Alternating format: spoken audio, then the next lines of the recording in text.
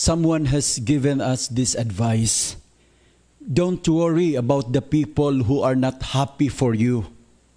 They are probably not happy for themselves either. Ayaw kuno tagdan ng mga tao nga wala malipay para nimo. Dakog puruhan nga wala sabna sila malipay para sa ilang kaugalingon.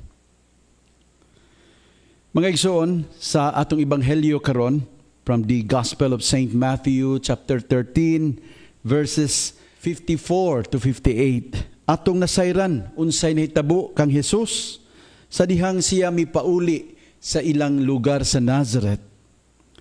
Ang mga tao nahingangha pag-ayo sa iyang mga pulong samtang siya nanudlo didto sa sulod sa ilang sinagoga.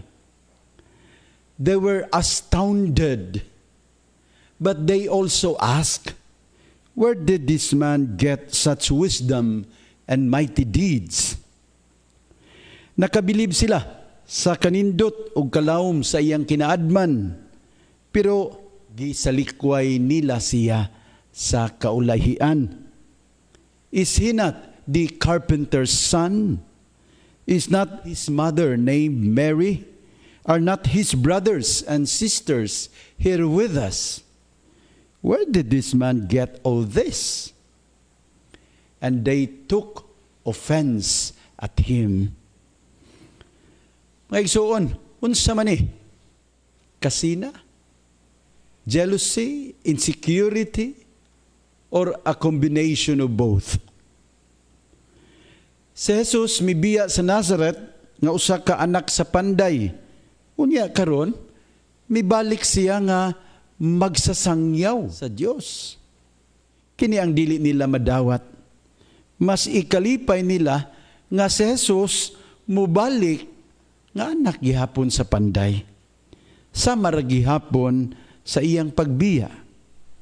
Pero karon nga si Jesus nanudlo na nila, daw migawas ang ilang kasina. Mga igsoon, kini nga ebanghelyo usa kanindot nga pahimangno para sa tanan. Tungod kay daghan ra ba pud nato mga masinahon man. Aduna ra ba koy nadunggan nga komentaryo nga nag-ingon, ang mga Pilipino maayo nga higala, pero ayaw lang gyud og labaw nila.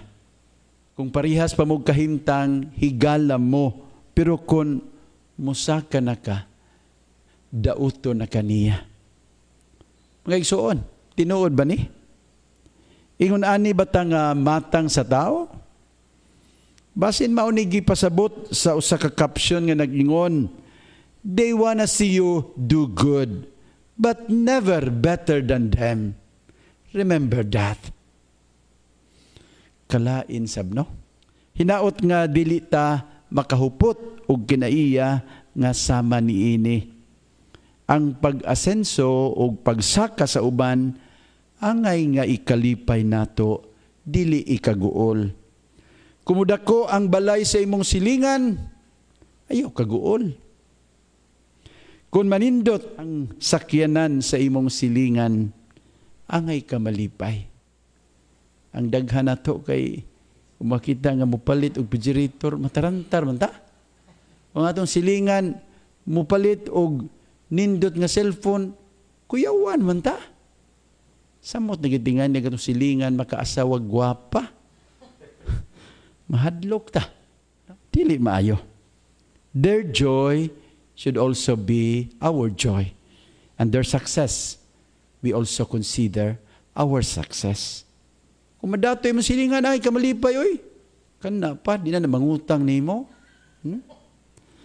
Dapat unta, mga igsuon, ingon ana ang atong pagbati. You know what? When we choose to appreciate the blessings of others, we end up appreciating also our own blessings.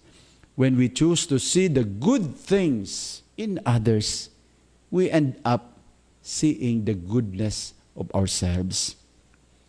Don't be jealous of others.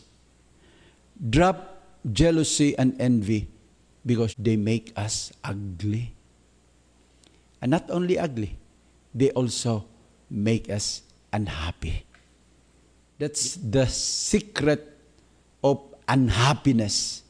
Be jealous, be envious. Sure na. Kuno galing sama kang Kristo, kita usab mabiktima sa kasina sa uban, ato lang sundon ang gibuhat sa Ginoo.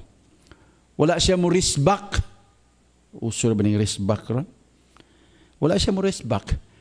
Wala siya mo balos sa ilang pagtamay. He simply chose to move on. Miadto siya sa laing lugar o nagpadayon sa iyang buhat sa pagsangyaw. Gipadayon niya ang pagbuhat ug maayo. Jesus understood his mission well. He is here to glorify God, not people. Ug mauusab kita. Aniya kita sa kalibutan aron magpahimuot sa Dios, dili sa tao. Si San Pablo nagtambag nato, whatever you do, do it heartily, as for the Lord, not for men. Colossians 3 verse 23. O mga igsoon, dili nato ni kalimtan. Don't worry about the people who aren't happy for you. They probably aren't happy for themselves either.